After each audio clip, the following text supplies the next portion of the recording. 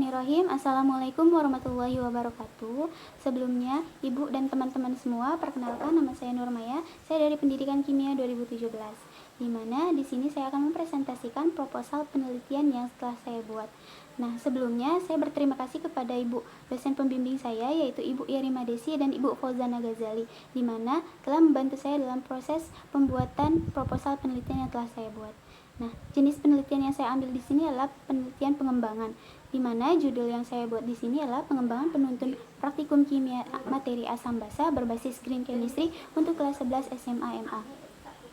Masuk kepada bab 1, pada latar belakang di sini saya membuat pembelajaran kimia melaksanakan praktikum.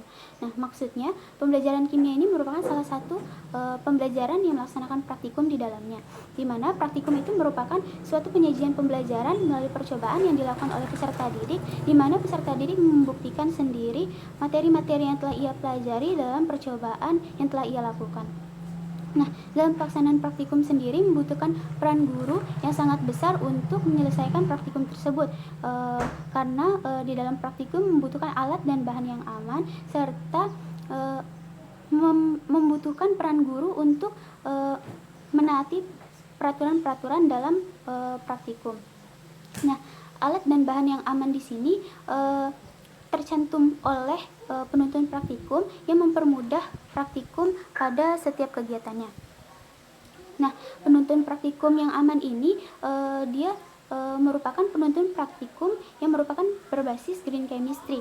Nah, pada penelitian kali ini saya mengambil materi asam basa sebagai judul dari materi yang saya ambil, dikarenakan asam basa merupakan salah satu materi yang menggunakan bahan kimia berbahaya, sehingga membutuhkan salah satu solusi untuk mengatasi dari percobaan materi asam basa. Nah, kemudian dilanjutkan dengan identifikasi masalah, di mana timbul 3 identifikasi masalah dari latar belakang yang telah dibuat.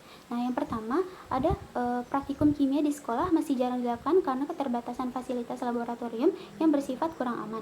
Yang kedua, kurangnya alat dan bahan praktikum di sekolah. Dan yang terakhir yaitu belum tersedianya penuntun praktikum yang berbasis green chemistry. Nah, kemudian yang ketiga yaitu batasan masalah. Nah, batasan masalah di sini yaitu pengembangan penuntun praktikum kimia materi asam basa berbasis green chemistry. Dan yang selanjutnya, rumusan masalah. Nah, rumusan masalah di sini terdapat 2, yaitu apakah penuntun praktikum kimia berbasis green chemistry dapat dikembangkan, dan yang kedua, bagaimana tingkat validitas dan praktikalitas dari penuntun praktikum kimia materi asam basa berbasis green chemistry yang dikembangkan tersebut. Nah, dari sini muncul tujuan penelitian. Tujuan penelitian diharapkan yaitu yang pertama, menghasilkan penuntun praktikum kimia berbasis green chemistry yang dapat dikembangkan. Yang kedua, mengetahui tingkat validitas dan praktikalitas dari penuntun praktikum kimia berbasis green chemistry pada materi asam basa. Nah, manfaat penelitian di sini muncul 3. Yang pertama bagi siswa, bagi guru, dan bagi penelitian. Nah, untuk siswa sendiri, penelitian ini berfungsi untuk membantu siswa dalam memahami dan melaksanakan praktikum. Bagi guru, membantu guru dalam melakukan kegiatan praktikum, serta membantu proses belajar mengajar kimia. Dan bagi peneliti sendiri adalah sebagai bahan rujukan atau referensi untuk penelitian selanjutnya. Masuk kepada kajian pustaka. Yang pertama ada penuntun praktikum, di mana penuntun praktikum terdapat beberapa komponen. Dalam buku Trianto tahun 2009, komponen dari penuntun praktikum terdiri dari 6 bagian. Yang pertama tujuan, yang kedua ada dasar teori, yang ketiga alat dan bahan, yang keempat langkah percobaan, yang kelima hasil pengamatan, dan yang terakhir yaitu pertanyaan dan kesimpulan. Yang berikutnya yaitu praktikum dalam pembelajaran. Menurut Rostia tahun 2008, praktikum adalah suatu cara penyajian pembelajaran kepada siswa, di mana siswa melakukan percobaan dalam menemukan dan membuktikan sendiri persoalan-persoalan yang dihadapinya dengan dengan mengaitkan materi yang telah dipelajarinya. Nah, kemudian ada yang ketiga, penuntun praktikum berbasis green chemistry. Menurut EPA tahun 2014, penuntun praktikum berbasis green chemistry adalah penuntun praktikum yang dapat meminimalkan meminimalisir banyaknya limbah hasil praktikum, mengarahkan peserta didik untuk mematuhi tata tertib praktikum, serta meningkatkan keselamatan kerja yang lebih baik daripada sebelumnya. Nah, yang kemudian ada karakteristik materi. Tentunya karakteristik materi di sini adalah karakteristik dari materi asam basa. Nah, ada karakteristik materi di sini, ada beberapa cakupan, ada konsep, fakta, prinsip, serta prosedur. Nah, konsep di sini contohnya yaitu lakmus biru berubah menjadi merah. Kemudian lakmus merah tetap berubah jadi merah pada keadaan asam. Kemudian pada faktanya asam memiliki sifat asam. Kemudian pada prinsipnya asam akan memerahkan lakmus merah dan asam akan memerahkan lakmus biru. Kemudian pada contoh konseptualnya yaitu penentuan sifat asam basa menggunakan indikator warna alami. Nah, dari sini ada model pengembangan 4D menurut Semel tahun 1974, di mana model pengembangan 4D itu ada beberapa langkah-langkah seperti pada gambar yang telah disajikan pada slide. Ada analisis awal akhir, analisis siswa, di mana analisis siswa kemudian dilanjutkan dengan analisis tugas, analisis konsep, kemudian spesifikasi tujuan pembelajaran, penyusunan tes, pemilihan media, pemilihan format, kemudian rancangan awal, validasi akhir, sehingga sampai kepada akhirnya penyebaran dan pengaplikasian.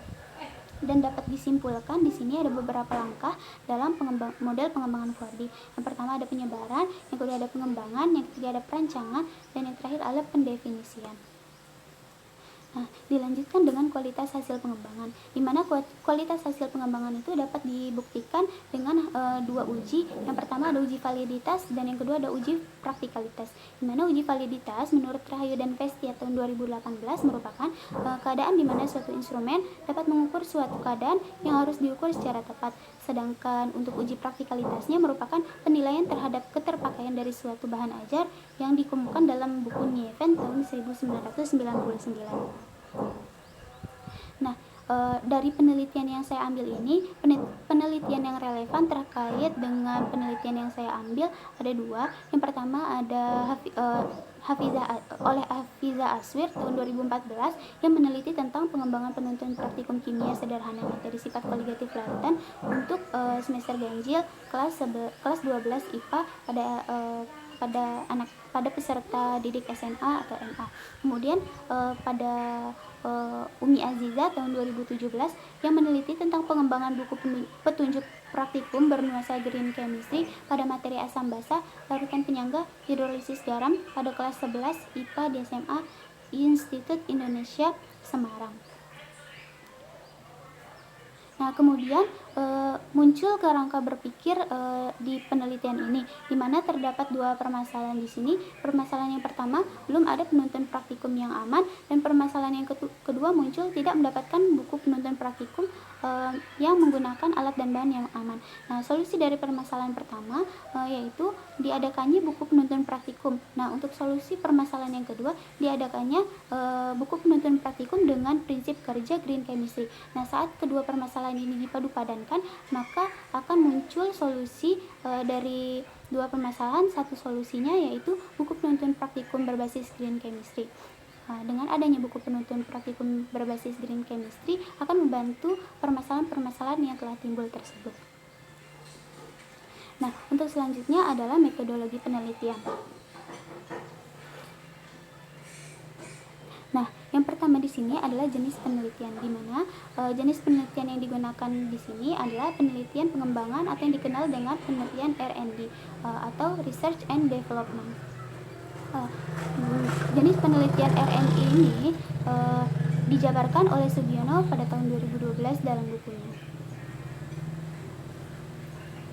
Nah, kemudian ada tempat dan waktu penelitian. Nah, penelitian ini akan dilakukan di SMA Padang pada kelas 11 semester 2. Nah, subjek penelitian di sini terdapat 3. Yang pertama ada dosen kimia selaku validator, yang kedua guru SMA yang akan melakukan uji coba terbatas sekaligus sebagai validator. Nah, yang terakhir ada siswa kelas 11 SMA MA Padang sebagai subjek uji coba terbatas. Nah, kemudian ada objek penelitian, di mana objek penelitiannya sendiri adalah penuntun praktikum berbasis green chemistry untuk kelas 11 SMA MA. Nah, jenis penelitian di sini adalah berupa data primer yang diperoleh melalui serangkaian kegiatan langsung. Nah, kemudian di sini ada instrumen pengumpulan data, di mana ada 3 instrumen pengumpulan data yang terdapat di sini. Yang pertama ada instrumen pada preliminary research atau tahap investigasi awal. Yang kedua ada lembar validasi. Yang ketiga angket kepraktisan penuntun praktikum.